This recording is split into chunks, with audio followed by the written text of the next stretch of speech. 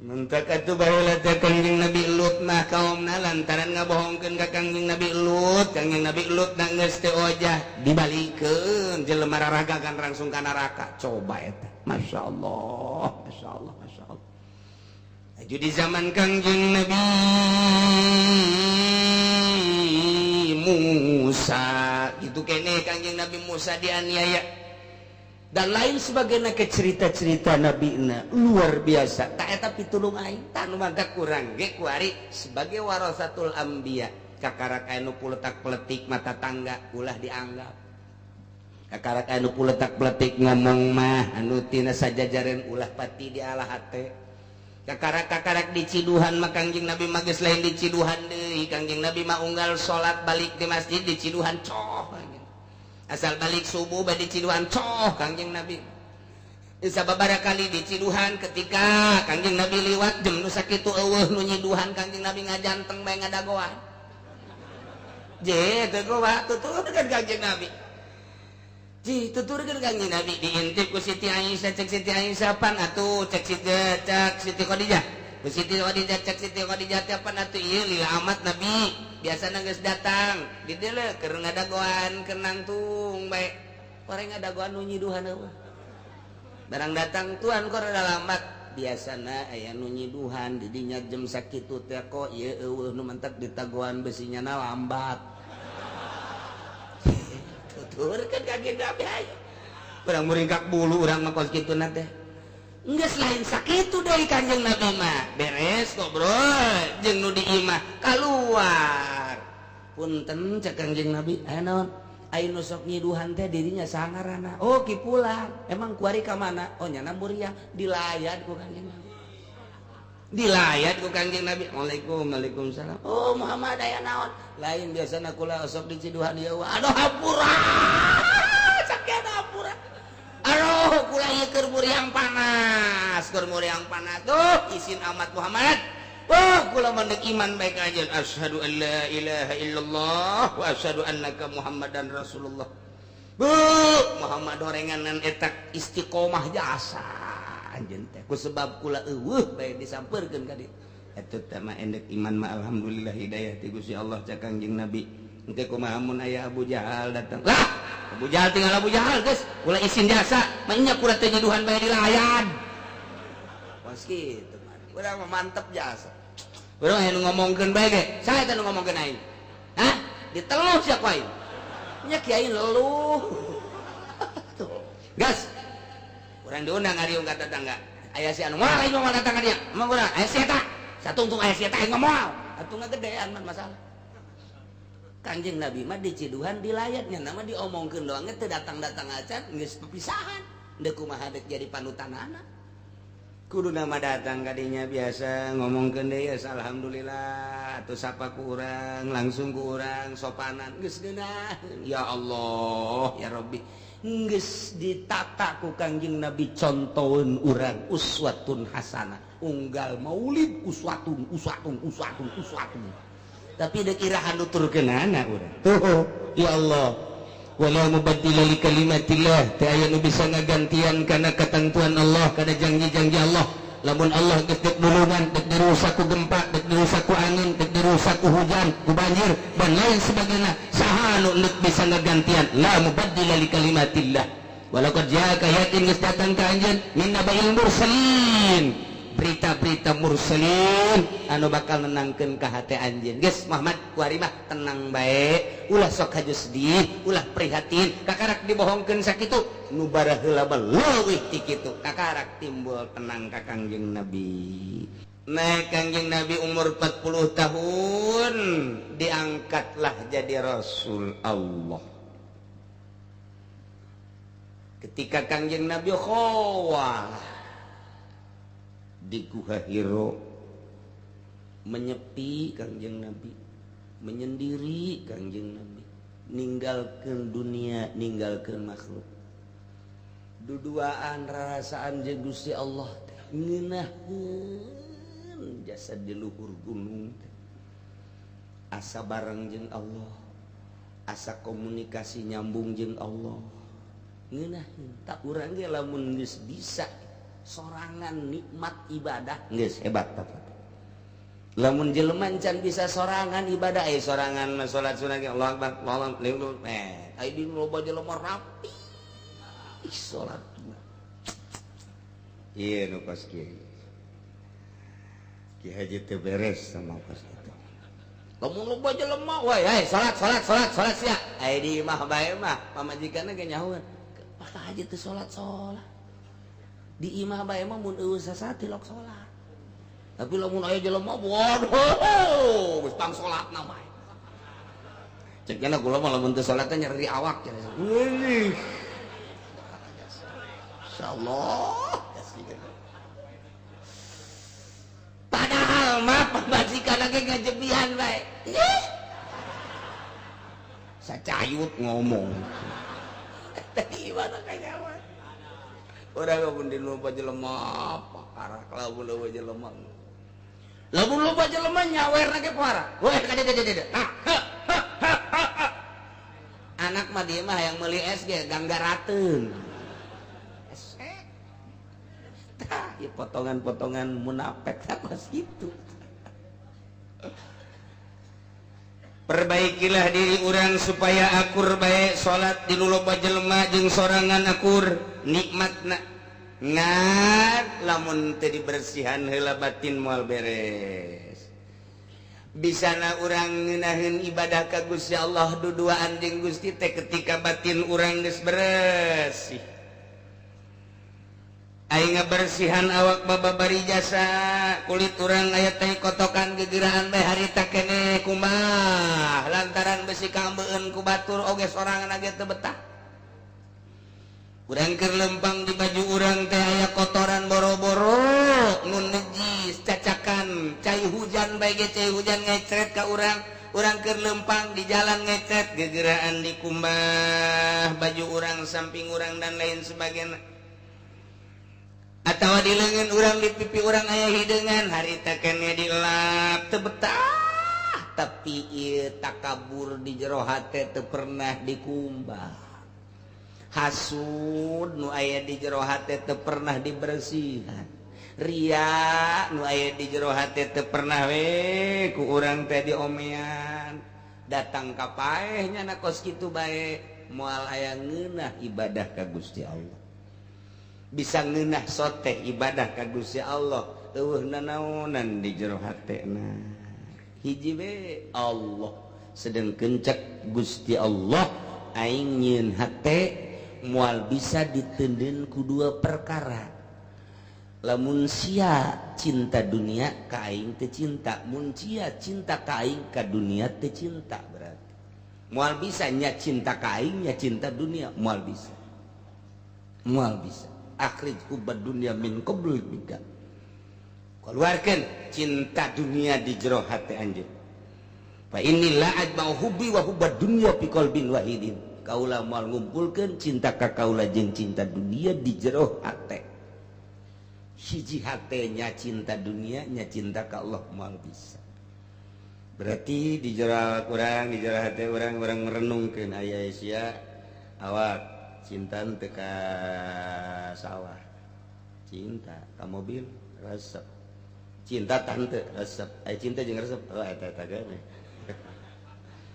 ai ka motor resep eta nu mentak datang ka ngridit ge ku resep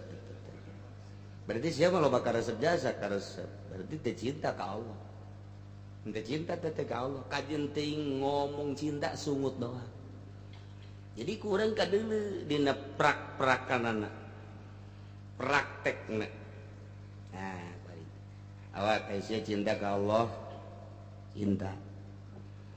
ai kadang dia henteu mantak teu boga henteu cinta ka dunia kunaon mobil teu boga motor teu bogana emang sia cinta apa teu boga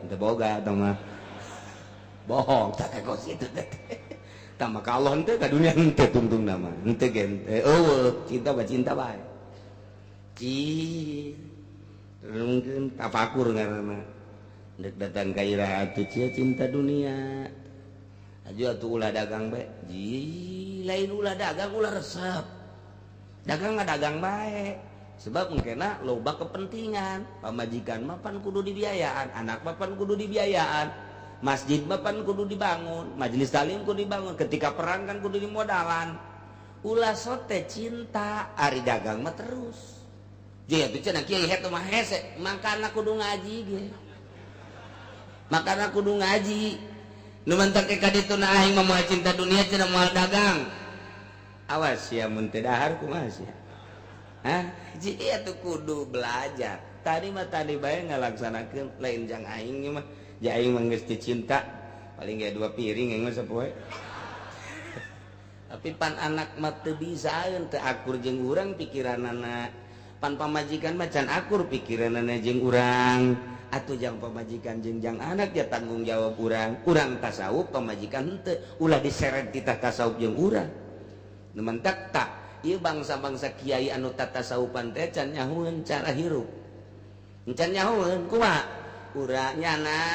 tasawuf tilok dahar ti beurang, tilok nginum kopi, tilok nginum teh, paling ge bukana jeung cai putih. Urang nyaba ka imah nyana ngahareupan urang, tapi urang teh disuguhan kaparat tak kiai. Atuh tasawuf nyana bae eta mah atuh. Ji, kumaha mun ngagoler di dinya. Teu make otak kata kiai kos kitu. Jakang jeung Nabi ge jago puasa, jakang jeung Nabi ge jago zuhud pangjuhud moal aya tanding ka Kangjeng Nabi. Ketika aya tamu suguhan. Tamu mah tamunya namanya geus nya nama deuk puasa mah enggak. Neuk teu ngadahar sangu los, tapi ketika aya tamu tanya, geus dahar tan jan. Encan sarua. Sial cak tamu teh sudah dulu. Tanya tahu di mana ya? Aduh habis di Bogor berangkat jam sabaraha? Jam 7. Mampir tadi henteu langsung bae. Kuari jam 11 candahar ya berarti paingan kesangan bae budak. Atuh ayana. Tamanya nama puasa los. Nyana mah teu ngadahar sangu los. Tamu mah Allah tah suguhan. Lamun moal nyanana ulah karep nyanana di gunung bae. Nyanana atuh di kamar bae keur holwah teu kapanggih. Geus teh disuguhan ge nyanana keur holwah. Ai kitu mah nyanana datang ka dinya sasalaman ngobrol, ai tamu teu bere cai-cai acan. Tasawufna teu boga guru teu maka jeung gokoman. Ai suguhan tamu mah. Geus los jang sia. Aing mah henteu. Aing mah tuh puasa ieu, aing mah tuh emang tilok ngadahar poe kos kitu ieu jeung temen teungeunna.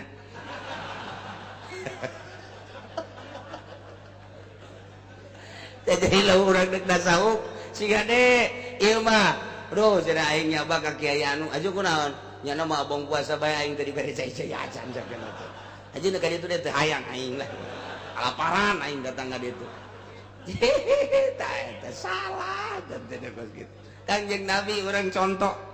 Si Abdul Qadir coba orang contoh.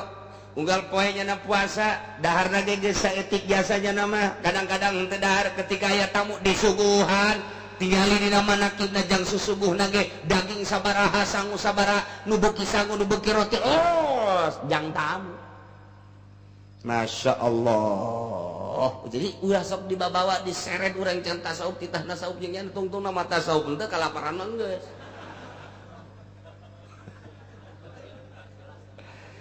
Ya Allah ya Rabbi.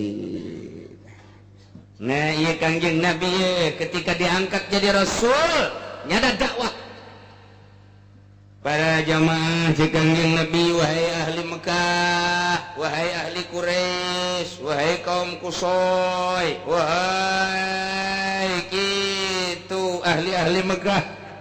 kaulah ieu adalah diutus ku Gusti Allah sebagai Rasul Allah, sebagai utusan Allah, dek nyampaikeun bahwa pangeran teh lain Uzza, lain Lata, lain Manat. Pangeran teh hiji Allah allazi khalaqas samawati wal ard. Kangjeng Nabi, kula ieu adalah rasulna. Uyang ingatnya Muhammad cak Abu Jahal. Ai urang teu percaya punya nama telok bohong. Tapi pan kuari berita teh asa ku galedeg bae panai. Ai kamari mah segala berita-berita nu karar itu ku aing masih dianggap kene, tapi pan ieu mah berita geus lain lalagan ngarobah pangeran urang.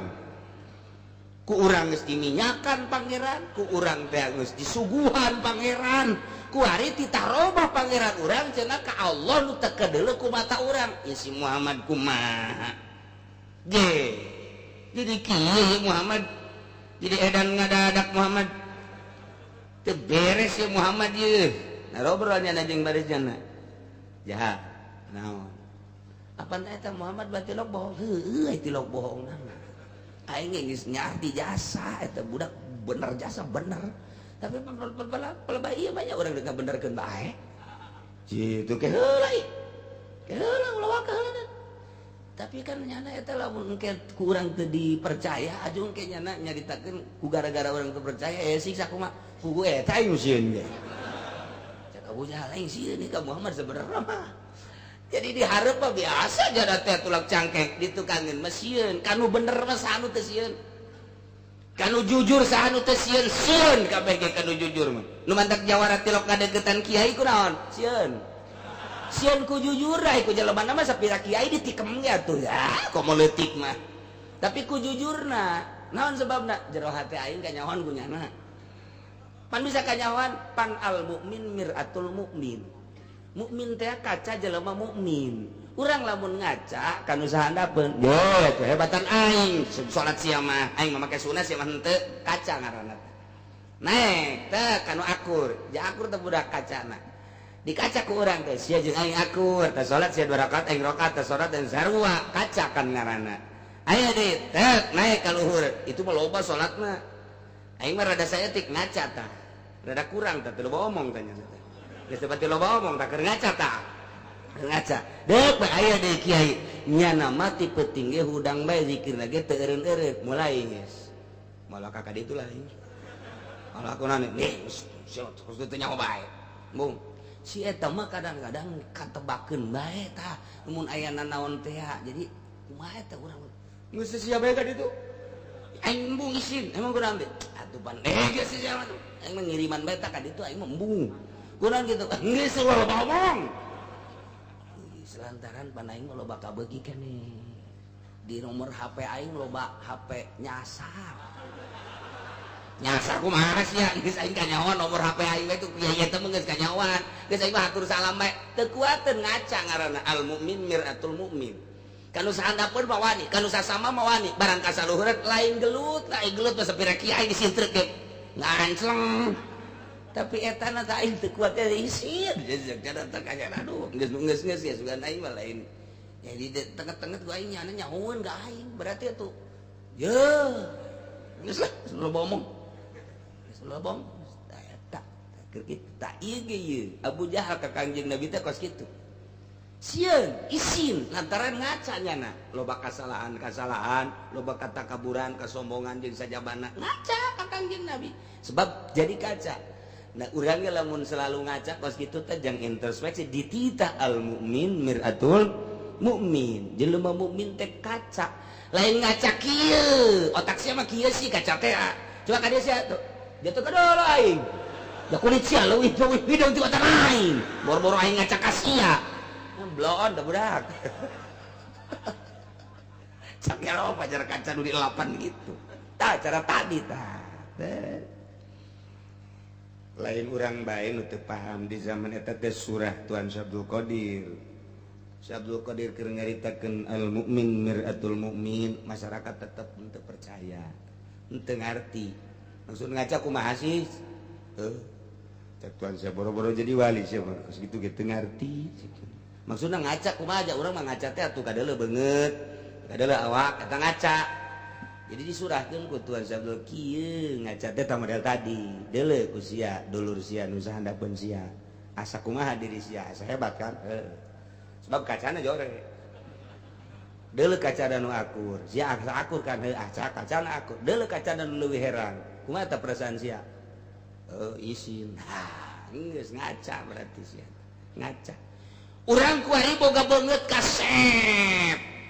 boga banget kasep ngan ukuran kasep urang bae jol bae aya urang Arab nya mancung irungna nya bentik bulu matana kumisna ngajeripit janggotna geus rapih jasa eta nu tatadina ka kasepan teh barang deuleu itu kan ngaca nah embung lah jeung eta mah aing saingan dia eta mah ngaca karana eta keur carita ngaca beungeut kabelah dituna ngaca harta kabelah dituna mah eta kos kitu anak nu kudu di dieu mah ieu akhlak kaca tuh dulur urang anu leuwih hebat kaca tuh mantak si Abdul Qadir mah sanggupan hei masyarakat dolo aing ngaca sia ka aing nya nama terang-terangan tuh si Abdul Qadir mah geurang ngaraca sia ka aing dititah ngaca ka Kangjeng Nabi mah Kangjeng Nabi geus eueuh nu aya kuari aing incuna dolo aing hah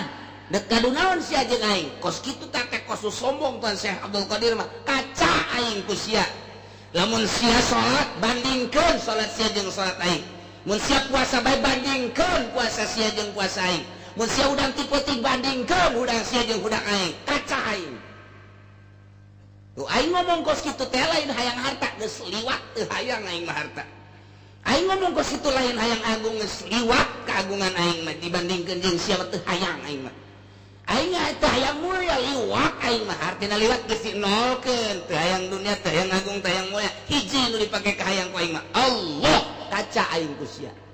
karak jelema tararungkul kabeh kitulah kakutuban Tuan Syekh Abdul Qadir Jailani qaddasallahu sirrahul aziz nah ye cek Abu Jahal teh cek Abu Jahal ngomong kieu Muhammad ai kamari masih ngomong kieu kitu ge aing percaya tapi pelebah ngaganti pangeran lagi lain kehelanan ke aing masih pakai perhitungan gini ulah sasablakna sunggut sia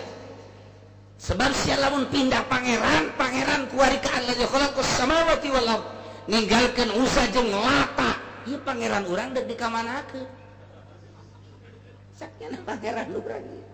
waduh geus diminyakan geus dipuput geus dipandian deuk dikamanakeun pangeran kos tu bener tapi ondo eta ngomong artinya pangeran ya Allah leuwih ti orok ka pangeran lain mandian urang endahan dipandian sama pangeran tetap cak Abu Jahal manya urang waduh pangeran ulah dihina Kangjeng Nabi ku Abu Jahal awas ya Muhammad lamun sampaikan ka ngomong-ngomong di pangeran aing kajen ku kumaha nu bertindak ka sia awas ya Muhammad Abu Jahal langsung ceramah wahai para ahli Mekah kamari ieu manungaran Muhammad teh julukan Al-Amin teh jelas tapi setelah ieu nyana teu aya sababaraha bulan ai prak aya ngaganti pangeran awas ulah waka percaya kanungaran Muhammad awas ulah waka haju prak iman bae kanu diimani ku Muhammad dole ieu jahal ieu dole ieu mbah maraneh kabehan hayang naon maneh kebutuhan datang ke embah ka dieu ulah nuturkeun Muhammad awas watu masyarakat mangeus kukumaha ge asal dibere beas bae asal dibere roti bae asal dibere duit bae geus bae kos pencalonan lurah teh nyaho bener teh nyaho salah pokona asal dibere duit siap kadituna kaduhung aya pencalonan bupati asal dibere duit pepe kaduhung aya jeung urusan negara emang meureun eta wawatak nu kuari teh akur jeung wawatak kaum Abu Jahal alhamdulillah ya Rabbil ya ada Abu Jahal kan itu hayang beas datang ka aing hayang roti hayang terigu datang ka aing hayang duit datang ka aing nu penting sia ulah iman ka Muhammad ayo buat tuh Abu Jahal jelema ternama atuh direkrut kunyana perekonomian jang nyumbang jelema supaya ulah iman kanu diimankeun ku Kangjeng Nabi Muhammad sallallahu alaihi wasallam Kangjeng Nabi dakwah teh didarengekeun Kangjeng Nabi ngajak teh didengekeun Masya Allah timbul prihatin manusiawi ngaranna cek Kangjeng Nabi padahal pan ieu diangkat ku Gusti jadi Rasul Gusti tapi jelema teu percaya tah watak jelema teh eleh ku dunya nu mantak ieu atut teh jago jasa nuturkeun Abu Jahalna heuh jago ieu mah nu penting menang kumaha ieu ngono nyana ka leluhurnyana ka Abu Jahal baheula Abu Jahal teh kos kitu teh lantaran nyumbangan jelema supaya ulah iman ka Kangjeng Nabi Muhammad loba nu nuturkeun Abu Jahal diparake lakukan kandidat nu aya di Banten nu aya di Indonesia khususnya di Jakarta jeung di Banten kalau mau di Tangerang mah alhamdulillahirabbil alhamdulillah ka Indonesia goblok.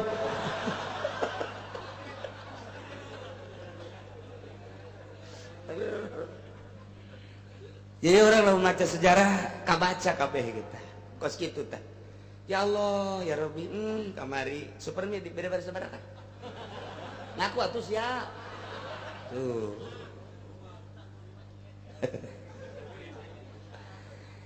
dawahlah Kangjeng Nabi wahai ahli Mekah ulah salah pangeran teh Allah nu ngadamel 7 lapis langit jeung 7 lapis bumi nu utar atur kahirupan urang dijen ku Gusti Allah ieu teh digurak-gerakeun ku Gusti Allah kabeh ahli Mekah Muhammad kami mah moal ka ngadenge lantaran kami mah ieu disumbang ku Abu Jahal. Waduh si Kangjeng Nabi poharam dawah deui ka belah kidul sarua dawah ke belah wetan sarua dawah ke belah kidul ke kulon sarua ke belah kaler sarua bae terus bae Kangjeng Nabi nu ngadengikeun teh ngan sakadar jelema-jelema tertentu pamajikanana Siti Khadijah nu ngadenge teh Sayyidina Ali aloku anjeun nu ngadenge teh tokohna Sayyidina Abu Bakar nu ngadenge teh Sayyidina Umar mah geus kakerot bae teh Muhammad macem-macem bae teh Sayyidina Umar panjawar Sayyidina Umar aya bae segala pangeran segala naon lah hirup geus judi mabok kitu bae cek Sayyidina Umar ka pangeran-pangeran eta Sayyidina Umar mah kos kitu aya dulurna nu awewe asup Islam sia ku aing seret cek Sayyidina Umar segala asup Islam segala naon Sayyidina Umar galak biasa Masya Allah das sededekeun Muhammad ngaco Umar eta waktu didukung Abu Jahal ku Sayyidina Umar didukung ku Abu Sufyan didukung ku tokoh-tokoh tegar Abu Jahal teh das Abu Jahal kan masyarakat geus bae momoy ulah kena iman ka Muhammad. Nah Kangjeng Nabi sedih prihatin ya teh Rasul diangkat jadi Rasul ku Gusti tapi dakwah teu daraekeun sedih Kangjeng Nabi teh sugan teh mah begitu diangkat jadi Rasul dakwah haju daraekeun jelema henteu cacak Kangjeng Nabi diangkat Rasul ku Gusti Allah diberi mukjizat Al-Qur'anul Karim jelema teu langsung iman atuh komo si Udin nu balik pasantren mah balik pasantren haju hayang dituturkeun bae atuh salah diri sorangan heula masjid bersihan amparkeun salat duha ulah hayang kadeuleu ka Gusti Allah maca Quran bae ke sabulan 2 bulan 3 bulan ke masyarakat je eta si budak anu sok di masjid bae eta urang nu karak balik pesantren ji jagetol teu boga pagawean pan nyana mangan ngaji bae ji urang ngaraji yuk kanyana yuk mulai curang ngaraji kanyana mulai din sia iya bagus tuh boga pagawean ya tuh kula mandek pagaweanan susupira urang bersihan masjid ngompak bae ge bersihan masjid baiklah kula mah ibadah ka Gusti Allah sia pesantren sabaraha kebal atulan yakeun kebelna ja asana ti harita teh ya can kumisan ajo atuh ku hari mah atuh kahandap-handap geus wisan ya geus kebal berarti sia pesantren kieu bae tuh din gori kumaha lamun sia magahan ngaji di sajen bae lah jangan sajen ge bisa kitu heula tah tawadu ngaran henteu orang magahan ngaji bae di dieu rukun-rukun salat atuh aya meureun limaan mah lubaan amat ceukna teh mun duaan mah daek lah ulah limaan loba teuing ngomong teh kitu heula ieu mah datang-datang nongkrong bae wauh encan naon encan kadeuleu akhlakna ku masyarakat nyana bersepentah henteu ka salat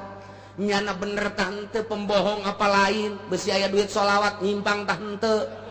can kanyahoan geus ngajakan ngaji atuh mungkin masyarakat ge ulah ngajakan ngaji ka masyarakat mah tembongkeun heula jati diri lamun urang geus jadi madu pasti sireum daratan. Geus jadi gula sireum daratan. Mun jadi jajamu budak leutik pangheulana kabur. Pahit cakna teh mah. Atuh kitu heula. Jadi santri. Aju memeh aya santri geus ngabangun heula 2 tingkat. Wah, asana ieu mah pipeternakeun ayam ieu. Dipeternakeun gajen kumaha ge. Lain kitu didikan salaf mah datang ka imah tembongkeun diri urang jati diri ibadah ka Gusti Allah. Nu ngaji maca Quran nyeun bae pondok tihang awi leutik mah hiduaneun engke datang urang dinya eta jang nana da lah beusi anu ngendong we di dieu tuh sederhana tapi pasti sederhana tapi pasti karena pasti datang kolotna ieu lah teh nu ngaji amil di dieu tah iya tuh betaheun teh moal atuh coba doakeun supaya betah geus atuh tadi dinya tah tuh mulai 1 2 3 pagahan beneran kunyana. Tuh, geus aya tak wari mah. 5 geus teu mahi. Teu kudu minta bantuan ka bupati, ka camat, ka lurah. Duit nu aya gunakeun heula bego. Sapira meuli awi opat deui, da panjangan ieu ku aing ka dieu ieu make hateup ka dinya tah. Set beres. Ke aya deui. Ke kakarak geus aya 50 santri aya nu sugih ka dinya. Ceng. Sia magan ngaji bangun aku tegep ieu lah sategep-tegepna kula bae ieu pondokna rombeng dibangunkeun nya ku mangajinya ih mangaji ge resep keneh kan ka dunia ulah sok bungan bangun nu batur lah heulanan henteu mangaji mah ieu mah tuh neangan maneangan bae tuh eta hebat kan bahasa teh ngeunaheun kan udah ngabangunna ge nah ieu mah tuh aya mangaji leuwih mah tenan heuh mangaji mah aya leuwih mencan ngan ieu tuh hayang bae jang pi akhirat oh geus kadinya pikiran mangaji geus atuh malah mah 2 tingkat atuh Pak Haji ngan senang hate lantaran Ki Hajina ge teu kapaksa sebab naon pikiranna geus jang ka akhirat geus teu kapaksa coba urang nyeun proposal naon teh budak pondok pesantren bener teh itu budak ngajina can pugu nyumbang geus bener henteu padahal mah nyumbang lah 200 sia gasapan itu salah urangna salah jelema keur neangan duniana dipake ka hayang ku urang atuh ngamuk ulah wae kaeulanan tenang bae engke ge nu sugih teh jasa ruah agama nami Islam geus ditoew mah ku Gusti Allah ji di lemur aing ieu budak magahan ngaji rame ieu sok aya marhaba pondokna bocor teh budak tah je kentengna dibeuli bae kitu ku aing kena kahujanan atuh geus atuh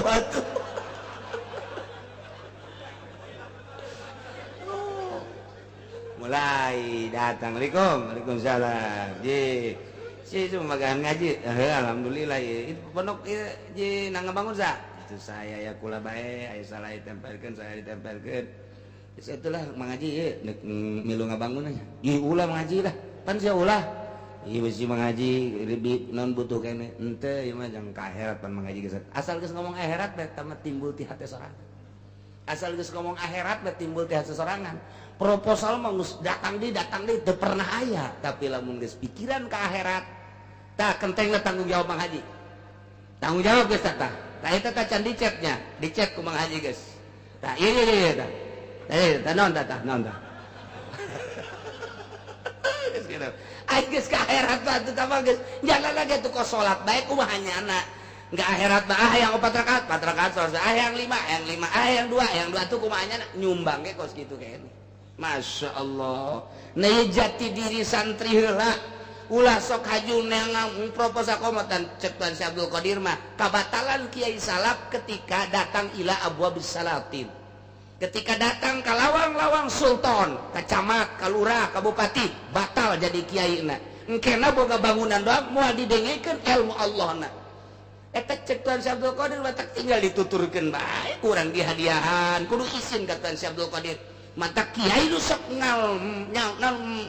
nyebarkan proposal teu izin ka Tuan Si Abdul Qadir teh mah kos kitu dihadiahan ongkoh tapi izin teu boon sama kiai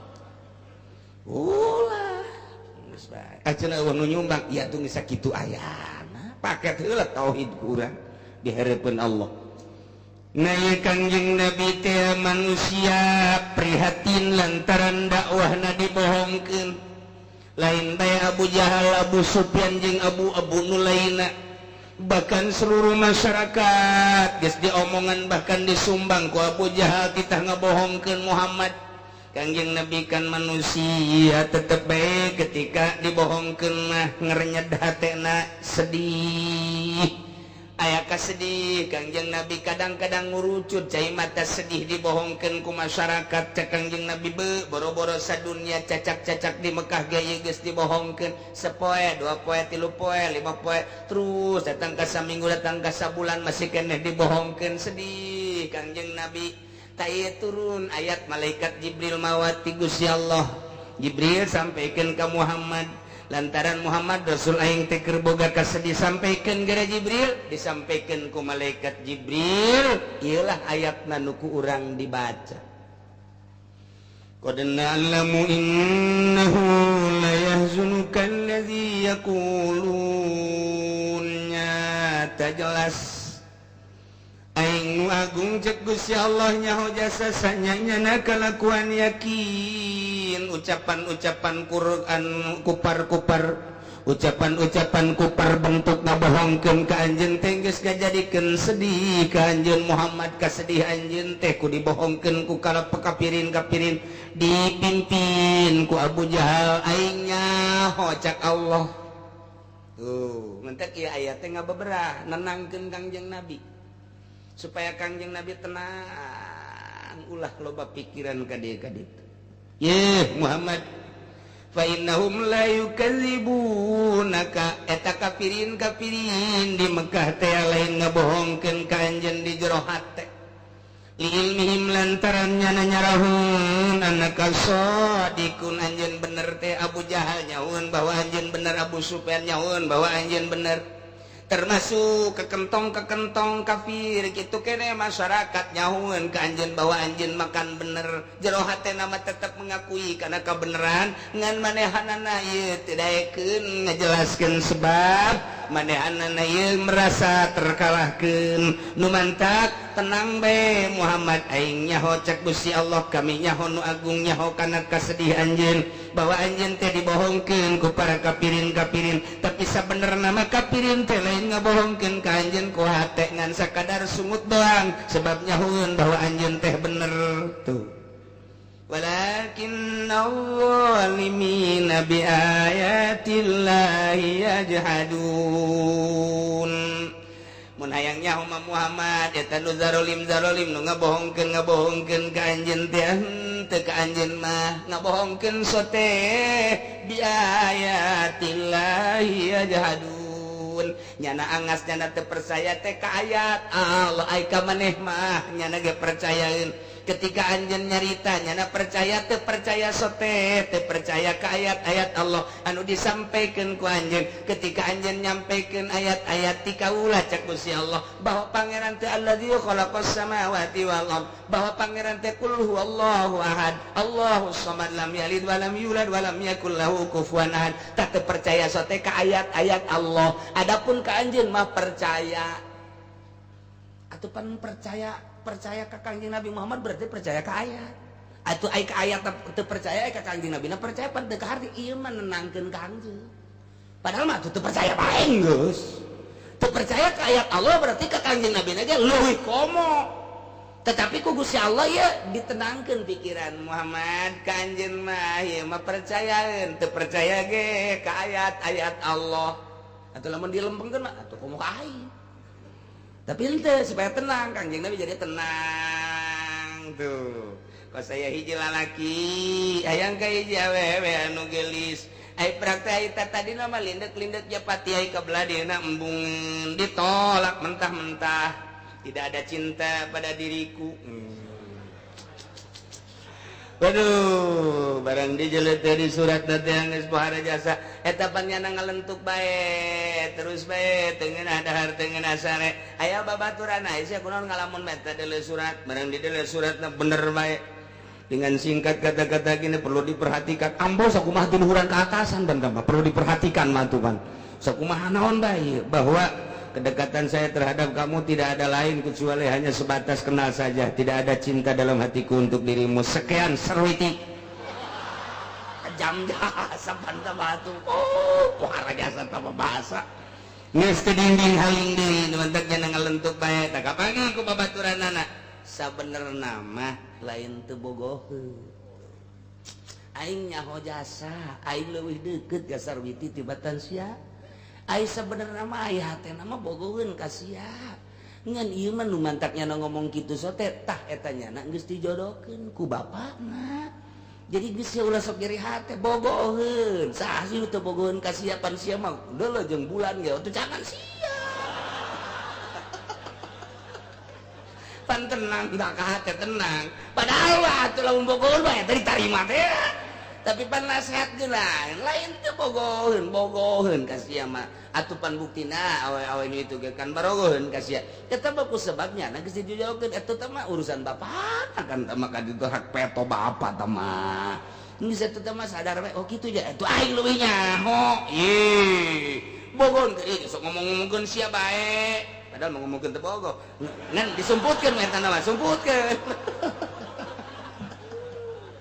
jadi tenang kayaknya oh gitu nya tuh geus biasa artis ya geus biasa lamun aya nanya deui bogoheun ngan nya na geus dijodohkeun ai kitu onam cek nya teh sugan aing mah lain kitu mantap geus ulah sok jadi pikiran geus pokona mah urang neangan deui hayang nu putih ka Lampung aya gede adat hayang nu hideung Brebes hideung tapi nurut mending mana teh sia oh hiji-hiji acan teman kitu aya putih gede ada teu hayang aing